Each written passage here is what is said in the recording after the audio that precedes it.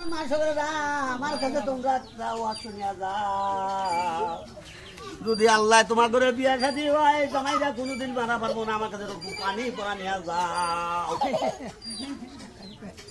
যদি রাগে ভরে মার বাড়াইছে তোমরা দৌড় দিয়া যায়, এক ডোক পানি মুখে নিবে, তোমরা পানিটা গিলবে না, ফেলা দিবে না, তারপরে চুতির বেড়া আর মারতে পারবে না। আমরা জানেন আমি বড় বড় জায়গায় বক্তা আমি করি, আমার বক্তা শুনলি ওইখানে কোনো মানুষ পশু কিছু থাকে না, ওইখানে খালি আমি একা একা বৈশা থাকি। আপনারা জানেন আমার মতন বক্তা মনে করে ভারতবর্ষে আর একজন নাই, তাই আমি বলতেছি ও মানুষেরা তোমরা বাড়ির ঘরের পাশে দিকে বদর বদর করিও না,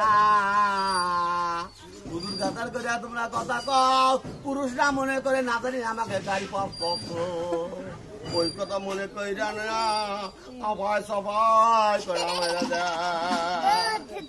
তা কোনো ধর্তব্য কথা না, তোমরা কেন বুধুর বুধুর করবা, বুধুরের জন্য তোমরা মাইকে যাও গো,